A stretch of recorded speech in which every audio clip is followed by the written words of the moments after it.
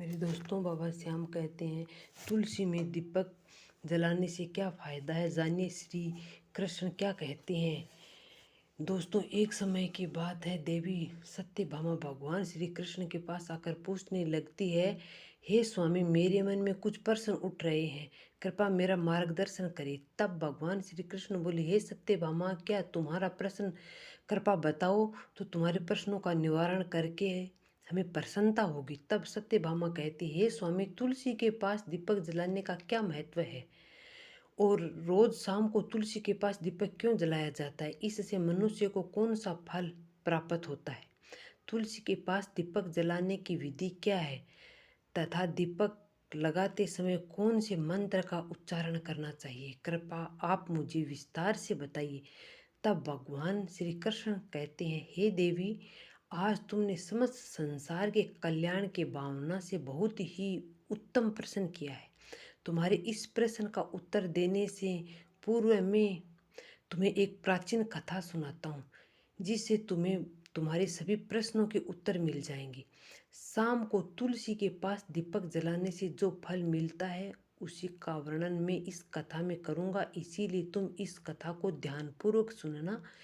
इस कथा का ध्यानपूर्वक सुनना। इस कथा का ध्यान से पूरा सुनने से मात्र ही मनुष्य 100 वर्षों तक तुलसी के पास दीपक जलाने का पुण्य प्राप्त होता है। फिर देवी सत्यभामा कहती है, हे प्रभु, मैं इस कथा को सुनने के लिए उत्सुक हूँ, कृपया आप इस कथा को मुझसे कहिए। तब भगवान श्री कृष्ण देवी सत्यभामा को वह कथा सुनाने लगते हैं। हे देवी, पूर्व काल की बात है, दक्षिण दिशा में तुंगभद्रा नाम की एक बड़ी नदी है। उसी नदी के किनारे पर हरिपुर नाम का एक अत्यंत सुंदर नगर बसा हुआ था। उसी नगर में मनोहर नाम के एक ब्राह्मण निवास करते थे। वे अत्यंत गुणवान, चरित्रवान, धर्म कार्य करने वाले तथा वेदों के मार्ग पर चलने वाले थे। उन्होंने समस्त शास्त्र का अध्ययन किया था। उसी ब्राह्मण की एक पत्नी थी, जिसे लोग दुराचार कहकर पुकारते थे, क्योंकि उसके कर्म ही उसके नाम के अनुसार थे। वह सदैव ही अपने पति को अपमानित करती थी, अपने पति के लिए कुवाच्य करती थी, पति को भयंकर दुख देती थी, पति के लिए कभी भोजन नहीं बनाती थी। उसने अपने पति के साथ कभी सहन नहीं किया, कभी उसके साथ प्रेम से व्यवहार नहीं किया। पति के मित्र, परिवार और लोग पर आते तो वह स्त्री उनको अपमानित करके भगा दिया करती थी और स्वयं काम भाव में उन्मत्त होकर निरंतर अन्य स्त्रियों के साथ घूमती फिरती। उसका मन पति को छोड़कर पराये पुरुषों में लगा रहता था। उसने कभी अपने पति से प्रेम से बात नहीं की, किंतु पराये सुंदर सुंदर पुरुषों के संग बैठकर बातें करती थी। पराये पुरुषों को मोहित करने के लिए सज धज कर गाँव में घूमने जाया करती थी। कभी वह वन में किसी वृक्ष के नीचे खड़ी रहकर सुंदर पुरुषों की राह देखने लगती और किसी दुष्ट पुरुष को मोहित करके उसके संग भोग विलास किया करती थी। फिर एक दिन वह दुराचारी स्त्री वन में जाकर एक वृक्ष के नीचे खड़ी हो गई। उसका चित्त काम से भरा हुआ था। वह किसी सुंदर कामी पुरुष की राह देख रही थी, किंतु बहुत समय निकलने के बाद भी उस स्थान पर कोई पुरुष नहीं आया। इसीलिए वह अत्यंत दुखी हो गई और विपर्य मत की खोज में इधर उधर देखने लगी। उस दिन उसका सारा परिश्रम व्यर्थ हो गया। वहां पर खड़ी होकर वह नाना प्रकार की बातें कहकर विलाप करने लगी। हाय, आज तो इस मार्ग से कोई भी सुंदर पुरुष नहीं आया। अब मैं किसी अपने काम शांति करूं, आज की रात कैसे बीतेगी, वह जोर जोर से विलाप करने लगी। उसी जंगल में एक भयानक बाघ निवास करता था। उस पापिनी स्त्री की आवाज़ सुनकर वह जाग गया और उछलकर उस स्त्री का भक्षण करने के लिए उसके पास आ गया। उस भयंकर बाघ को देखकर उस स्त्री के पसीने छूटने लगे। वह भय से धर धर कांपने लगी। वह स्त्री कुछ करती इतने में ही उस बाघ ने अपने पंजों में उसे घायल कर दिया और वह स्त्री जमीन पर गिर पड़ी। जमीन पर गिरते ही वह स्त्री चिल्लाते हुए बोली, अरे बाघ, तू किस लिए यहाँ पर आया है, मुझे क्यों मार रहा है? मैं यहाँ पर अपने प्रियतम को खोज रही थी, तू मुझे छोड़ दे, मेरा भक्षण करके तुझे क्या मिलेगा। उस स्त्री की यह बात सुनकर वह भयानक बाघ क्षण भर के लिए रुक गया और हंसते हुए बोलने लगा, हे दुष्टा, आज विधाता ने तुझे मेरा ग्रास नियुक्त किया है। तुझ जैसी पापिनी स्त्रियों को भक्षण करने में ही मेरा काम है, तभी मुझे इस शरीर से मुक्ति मिलेगी। वह स्त्री कहने लगी, हे बाघ, तुम कौन हो? मुझे सच सच बताओ, तुम्हें किस कारण से बाघ होना पड़ा और तुम मुझ जैसी स्त्री का भक्षण क्यों करते हो? पहले मुझे सारी बात बताओ और फिर मेरा भक्षण करो। फिर वह बाघ कहने लगा, हे पापिनी, मैं तुझे तेरे पूर्व जन्म का वृत्तांत सुनाता हूँ। मेरे तो किस कारण से मुझे बाघ होना पड़ा। पूर्व काल में दक्षिण देश में एक नदी थी। उस नदी के तट पर एक नगरी बसी हुई थी। उस नगरी में मैं निवास करता था। मैं एक ब्राह्मण का पुत्र था और नदी के किनारे बैठकर यज्ञ आदि कार्य किया करता था। मैंने उस जन्म में अनेक पापियों के लिए यज्ञ किया, उन पापियों के घर का भोजन किया। मैंने धन के लोभ में उनके पापियों के लिए कार्य किए। जिन वस्तुओं का दान ब्राह्मणों को नहीं देना चाहिए, उन वस्तुओं का दान भी मैंने ग्रहण किया और दूसरों से धन लेता था, लेकिन कभी वापस नहीं करता था। इस प्रकार से पाप करते हुए मुझे बहुत साल बीत गए और मैं बूढ़ा हो गया। मेरे बाल सफ़ेद हो गए, आंखें सूज गई, मुंह के सारे दांत गिर गए, लेकिन फिर भी मेरी दान देने लेने की आदत नहीं छूटी और मैं पाप करता गया। फिर एक दिन धन के लोभ में नदी के किनारे गया और अन्य धुरण ब्राह्मणों के साथ मिलकर हमने लोगों को ठगा। झूठे मंत्र वचन बोलकर हमने बिना विधि के ही देवी देवताओं का पूजन किया और बहुत सारा धन दान में ले लिया। फिर उसी स्थान पर एक बीमार कुत्ते ने मेरे पैर में काट लिया और मैं मूर्छित होकर गिर पड़ा।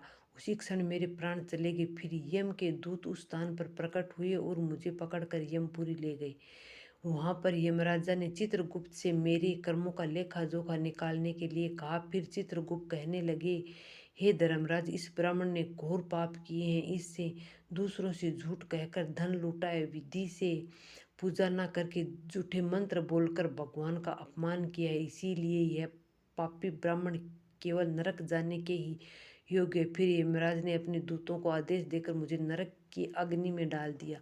अनेक वर्षों तक नरक सजा भोगने के बाद मुझे बाघ का शरीर प्राप्त हुआ और मैं इस दुर्गम वन में निवास करने लगा। मैं अपने पूर्व जन्मों के पापों को याद करके कभी महात्मा, साधु पुरुष, सती स्त्रियों का भक्षण नहीं करता हूँ और मैं केवल पापी, दुराचारी तथा उल्टा स्त्रियों का ही भक्षण करता हूँ ताकि मुझे पापी से मुक्त मिल जाए। इस प्रकार से उस बाघ ने अपने पूर्व जन्म का वृत्तांत सुना दिया और उस स्त्री से कहने लगा, हे पापिनी, तेरे आचरण से तू लुटका दिखाई पड़ती है। अपने पति को छोड़कर तो इस वन में अन्य पुरुषों के साथ भोग विलास करने के लिए आई है, इसीलिए आज तो मेरा ग्रास अवश्य बनेगी। इतना कहकर उस बाघ ने अपने तीक्ष्ण नाखूनों से उस पापी स्त्री के टुकड़े टुकड़े करके उसे खा लिया। फिर उस स्थान पर यम के दूत प्रकट हुए और उस पापिनी स्त्री को उठाकर यमपुरी ले गए।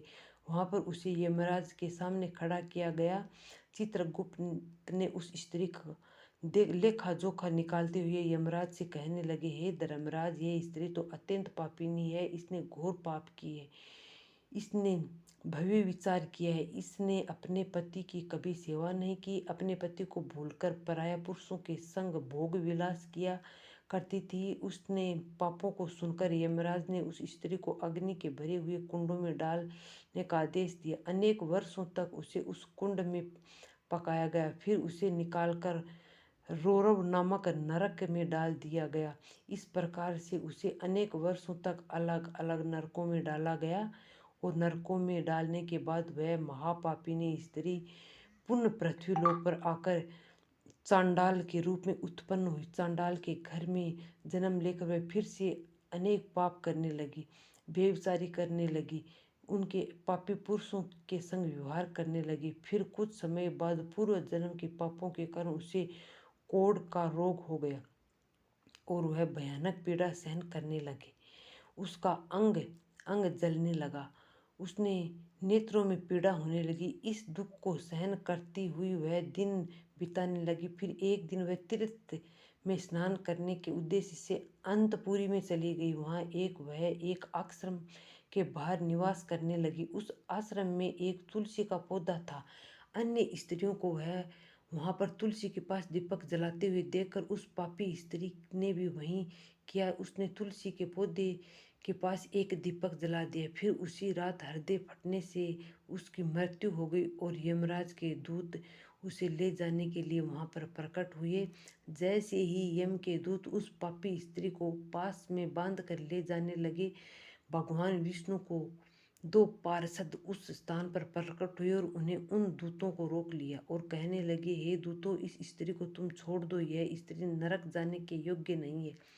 तुम उस किसके आदेश से ऐसा अधर्म कर रहे हो? फिर यम के दूत कहने लगे, हे पार्षदों, यह यमराज के आदेश से इस पापी स्त्री को उठाकर ले जा रहे हैं, किंतु आप हमें किस कारण से रोक रहे हैं?